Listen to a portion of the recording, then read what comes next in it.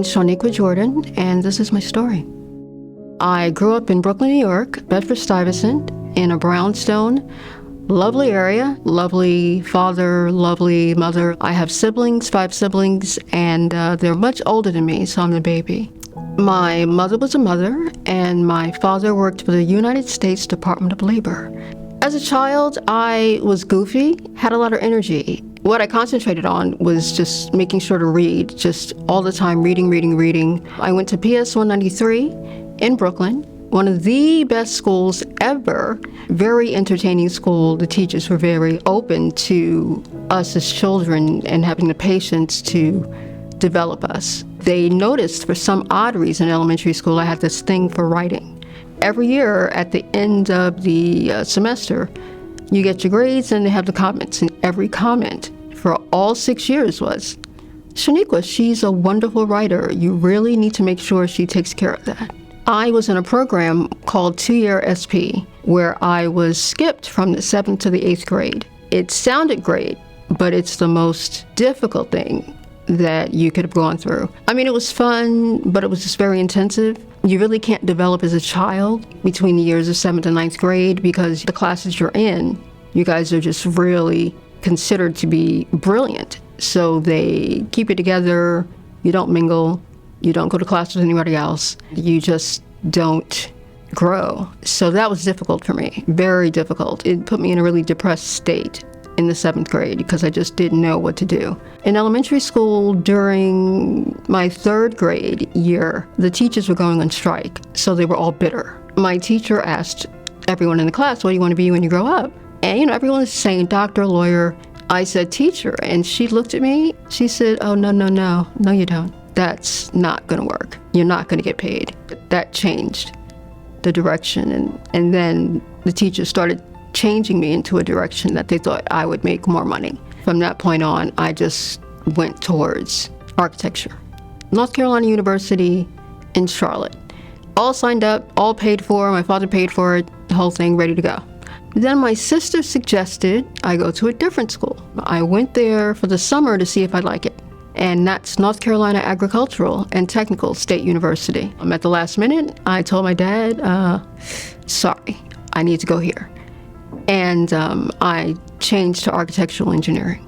My father paid for school, so after he died, I went to just get a regular job, and the assistant store manager said to me, "You'd make more money in cosmetics." I said, "Ooh, nice, but I don't wear makeup. How about Clinique?" And I'm like, okay. And I did it, and that's where it all started. I was still writing because it was keeping my sanity. My entire life, the reason why I wrote so much was because I would always say I don't need to go to a therapist because I'm my own therapist because I'm a writer.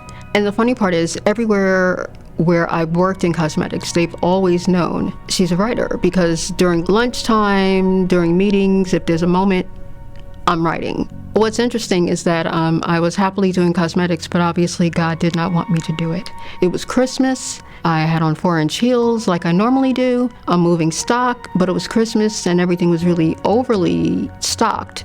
So movement, was a little different. And I picked up a box and I put my back out, and I haven't recovered since. I've lifted boxes my entire life. It's cosmetics, that's what you have to do. But that one time just shut down my entire career, a career that I loved. So I had to figure out, what do I do now? Something said, you might want to go back to doing what you've always wanted to do. It forced me to have to look within and figure out what I can do next and push forward and keep pushing forward. On many levels, pain helped push me out of what I wasn't doing. If it weren't for the pain, I wouldn't be here today. I wouldn't have achieved everything. It's like my life opened up after my back injury. The only thing that changed is the fact that walking is a little tricky, but everything else, everything opened up. Everything opened up. If I can go back, I would tell my younger self that it's going to be okay. Just keep pushing forward, just stay positive. It's not going to be easy. It's going to be a little tough, but no, it's going to be okay.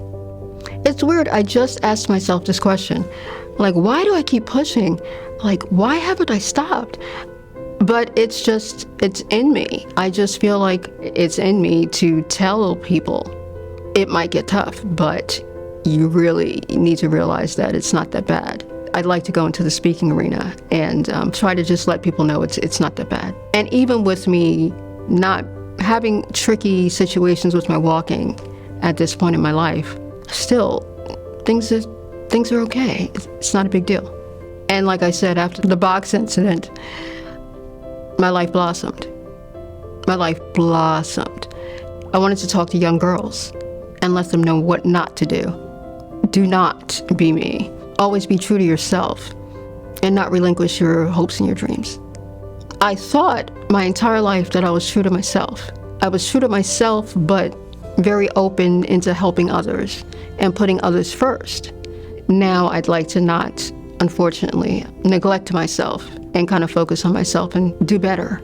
And I'd like to, express that to people to let them know it's okay to concentrate on yourself and keep your focus and not neglect yourself. Because unfortunately, I think a lot of this all panned out because I neglected who I am. What I would tell my self, it would be, it looks like we made it.